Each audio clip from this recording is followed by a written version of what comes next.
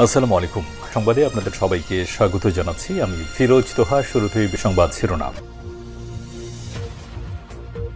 জানিয়ে দেব এই মুহূর্তে হাতে পাওয়া সর্বশেষ গুরুত্বপূর্ণ আপডেট বাংলা সংবাদ। শুরুতেই থাকছে সিলেটে জয় বাংলা স্লোগানের ঝটিকা মিছিল।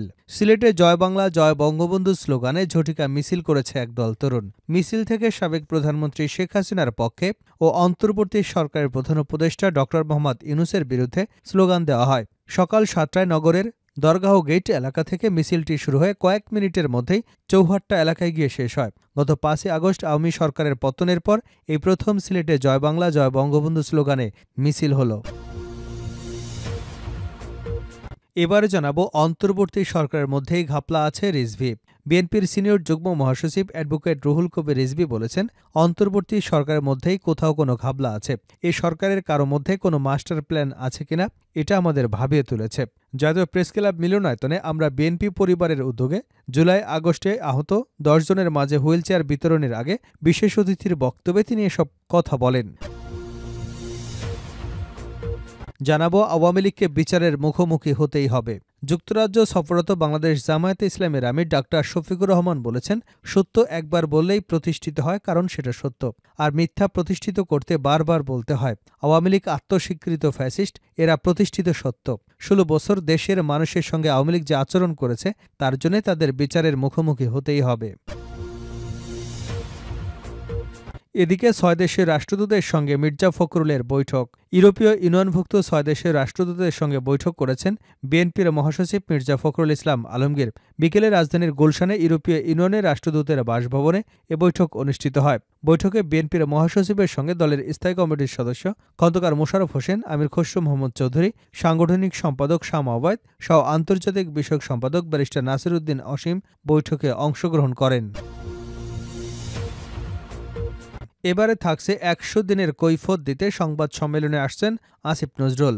অন্তর্বর্তী সরকারের ১০০ দিনে আইন মন্ত্রণালয়ে নেওয়া বিভিন্ন কার্যক্রম সম্পর্কে জানাতে সংবাদ সম্মেলনে আসছেন উপদেষ্টা আসিফ নজরুল। মঙ্গলবার দুপুর ১২:৩০টায় আইন, বিচার এবং সংসদ বিষয়ক মন্ত্রণালয়ের সম্মেলন কক্ষে এ সংবাদ সম্মেলন অনুষ্ঠিত হবে। এবং সর্বশেষ জানাবো আন্তর্জাতিক সংবাদ। পৃথিবীকে তৃতীয় বিশ্বযুদ্ধের দিকে ঠেলে দিচ্ছে জো বাইডেন। ইউক্রেনকে রাশিয়ার অভ্যন্তরে মার্কিন ক্ষেপণাস্ত্র ব্যবহারের অনুমতি দিয়ে যুক্তরাষ্ট্রের প্রেসিডেন্ট জো বাইডেন পৃথিবীকে তৃতীয় বিশ্বযুদ্ধের দিকে ঠেলে দিচ্ছেন বলে অভিযোগ করেছে ক্রেমলিন। সোমবার রুশ আইন প্রণেতা মারিয়া বুটেনা বলেছেন, বাইডেন প্রশাসন যতদিন ক্ষমতায় আছেন তারা পরিস্থিতি আরও অশান্ত করে তুলেছেন। ব্রিটিশ সংবাদ মাধ্যম বিবিসির এক প্রতিবেদন থেকে এ তথ্য জানা গেছে। এতক্ষণ শিরোনাম শুনছিলেন, এবার বিস্তারিত। প্রিয় দর্শক, আপনি যদি এই চ্যানেলে নতুন হয়ে থাকেন, ভিডিওটি দেখতে দেখতে চ্যানেলটি সাবস্ক্রাইব করে আমাদের সঙ্গে থাকুন। আর এই ভিডিও সম্পর্কে আপনি আপনার মূল্যবান মতামতটি কমেন্ট বক্সে জানিয়ে দিন। আর হ্যাঁ প্রিয় দর্শক, জানিয়ে দিন ভিডিওটি কোথা থেকে দেখছেন। সিলেটে জয় বাংলা জয় বঙ্গবন্ধু স্লোগানে ঝটিকা মিছিল করেছে একদল তরুণ। মিছিল থেকে সাবেক প্রধানমন্ত্রী শেখ হাসিনার পক্ষে ও অন্তর্বর্তী সরকারের প্রধান উপদেষ্টা ড মোহাম্মদ ইউনূসের বিরুদ্ধে স্লোগান দেওয়া হয়। সকাল ৭টায় নগরের দরগাহ গেট এলাকায় মিছিলটি শুরু হয়ে কয়েক মিনিটের মধ্যেই চৌহাট্টা এলাকায় গিয়ে শেষ হয়। গত ৫ই আগস্ট আওয়ামী লীগ সরকারের পতনের পর এই প্রথম সিলেটে জয় বাংলা জয় বঙ্গবন্ধু স্লোগান দেওয়া হলো। প্রত্যক্ষদর্শীরা জানান, মিছিলে ২০ জনের মতো তরুণ অংশগ্রহণ করেন। তাদের প্রায় সকলের মুখেই মাস্ক পরিহিত ছিল। দরগা গেট থেকে মিছিল শুরু করে চৌহাট্টা আসার আগেই ব্যানার গুটিয়ে পালিয়ে যান মিছিলকারীরা। স্লোগান শুনে মিছিলটি নিষিদ্ধ ঘোষিত ছাত্র সংগঠন ছাত্রলীগের বলে মনে হয়েছে। তবে সামাজিক যোগাযোগ মাধ্যমে ছড়িয়ে পড়া মিছিলটির ছবি এবং ভিডিও চিত্রে ছাত্রলীগের পথধারী বা পরিচিত কোনো নেতাকে দেখা যায়নি। মিছিলকারীরা হাতে একটি ব্যানার নিয়ে মিছিলে অংশ নেয়। ব্যানারে লেখা ছিল, সিলেটের মাটি শেখ হাসিনার ঘাঁটি, অবৈধ আইসিটি কোড জনগণ মানে না। তবে এমন মিছিলের ব্যাপারে কিছু জানেন না বলে জানিয়েছেন সিলেট কোতোয়ালি থানা মডেল ভারপ্রাপ্ত কর্মকর্তা মোহাম্মদ জিয়াউল হক। তিনি বলেন, এরকম কোনো মিছিলের কথা শুনিনি, খোঁজ নিয়ে দেখছি।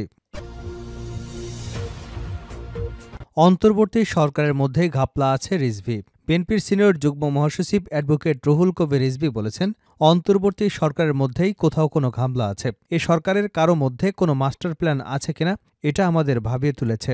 সোমবার জাতীয় প্রেস ক্লাব মিলনায়তনে আমরা বিএনপি পরিবার আয়োজিত আগস্টে আহত ১০ জনের মাঝে হুইলচেয়ার বিতরণের আগে বিশেষ অতিথির বক্তব্যে রিজভী এসব কথা বলেন। অনুষ্ঠানের প্রধান অতিথি হিসেবে ভার্চুয়ালি বক্তব্য রাখেন বিএনপির ভারপ্রাপ্ত চেয়ারম্যান তারেক রহমান। বিএনপি সহ গণতন্ত্রকামী রাজনৈতিক দলগুলোর সমর্থনে অন্তর্বর্তী সরকার দেশ চালাচ্ছে এমন মন্তব্য করে রিজভী বলেন, গতকাল আন্তর্জাতিক মিডিয়াতে অন্তর্বর্তী সরকারের প্রধান একটি সাক্ষাৎকার বক্তব্য দিয়েছেন। সেই বক্তব্যে আমার মনে একটি প্রশ্ন জেগেছে। তিনি বলেছেন 4 বছর লাগবে সংস্কার করতে, কিন্তু কেন? বিএনপি নেতা বলেন, অবাধ ও সুষ্ঠু নির্বাচনের জন্য আমাদের লড়াই, বাক স্বাধীনতার জন্য লড়াই। যে ছেলেদের আজ 20-22 বছর বয়স, তারা ভোট দিতে পারেনি, তারা ভোট দেওয়া জানে না, তারা আর কত সময় অপেক্ষা করবে? অন্তর্বর্তী সরকার হবে গণতন্ত্রের প্রতীক, গণতন্ত্রের মডেল। তা না করে এই যে প্রলম্বিত করা আমাদের মনে হচ্ছে কোথাও কোনো জটিলতা হচ্ছে, গণতন্ত্র চর্চা এবং গণতন্ত্রের বিকাশ কোথাও কোনো সমস্যা হচ্ছে। তা না হলে তিনি কেন একথা বলেছেন? এত লম্বা সময়ের কথা বলেছেন। এই সরকারের মধ্যেই কোথাও কোনো ঘাপলা আছে। এই সরকারের মধ্যে কেউ মাস্টার প্ল্যান আছে কিনা, এটা আমাদের ভাবিয়ে তুলেছে। বিএনপির এই মুখপাত্র বলেন, আওয়ামী লীগ কত প্রোপাগান্ডা ছড়িয়েছে। আওয়ামী লীগের সাধারণ সম্পাদক ওবায়দুল কাদের নিজে বলেছেন, বিএনপি ক্ষমতায় আসলে আওয়ামী লীগের 1 লক্ষ লোক মারা যাবে। কোথায় 1 লক্ষ লোক মারা গেল? রিজভী বলেন, বিএনপি ক্ষমতায় থাকা অবস্থায় শেখ হাসিনা বলেছিল মালয়েশিয়াতে তারেক রহমানের নামে ইন্ডাস্ট্রি আছে, কারখানা আছে। এগুলো প্রোপাগান্ডা ছড়িয়ে মানুষকে বিভ্রান্ত করত আওয়ামী লীগ। তিনি বলেন, কাজের মধ্যে যদি ন্যায্যতা থাকে তাহলে সে কাজ সফল হয়, আর কাজের মধ্যে যদি অন্যায় অবিচার থাকে তাহলে সে কাজ কখনো সফল হয় না। আমাদের বিএনপির পরিবার ন্যায্যতার সঙ্গে মানব সেবায় তৃণমূল পর্যন্ত কাজ করে যাচ্ছে। আওয়ামী লীগকে বিচারের মুখোমুখি হতেই হবে জামায়াতের আমির।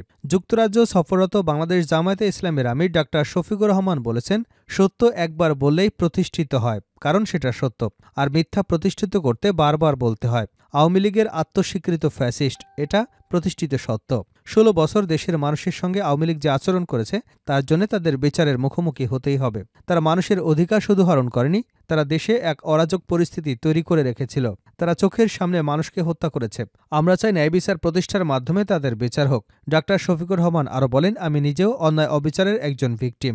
আমাকে গ্রেপ্তার করে বলা হয়েছে আমি নাকি বিছানার নিচে ককটেল নিয়ে ঘুমাচ্ছি। 6 দেশের রাষ্ট্রদূতের সঙ্গে মির্জা ফখরুলের বৈঠক। ইউরোপীয় ইউনিয়নভুক্ত 6টি দেশের রাষ্ট্রদূতের সঙ্গে বৈঠক করেছেন বিএনপির মহাসচিব মির্জা ফখরুল ইসলাম আলমগীর। বিকেলে রাজধানীর গুলশানে ইউরোপীয় ইউনিয়নের রাষ্ট্রদূতের বাসভবনে এ বৈঠক অনুষ্ঠিত হয়। বৈঠকে বিএনপির মহাসচিবের সঙ্গে দলের স্থায়ী কমিটির সদস্য খন্দকার মোশাররফ হোসেন, আমির খসরু মাহমুদ চৌধুরী, সাংগঠনিক সম্পাদক শাহ ওবায়দ সহ আন্তর্জাতিক বিষয়ক সম্পাদক ব্যারিস্টার নাসির উদ্দিন অসীম বৈঠকে অংশগ্রহণ করেন। আর ইউরোপীয় ইউনিয়নের রাষ্ট্রদূত মাইকেল মিলারের সঙ্গে বৈঠকে অংশ নেন Italy, Denmark, Norway, Germany, Spain এবং সুইডেনের রাষ্ট্রদূত।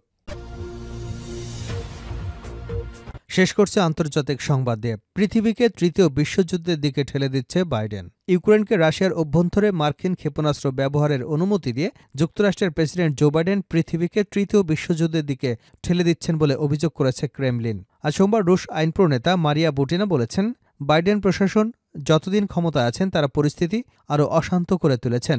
ব্রিটিশ সংবাদ মাধ্যম বিবিসির এক প্রতিবেদন থেকে এ তথ্য জানা গেছে।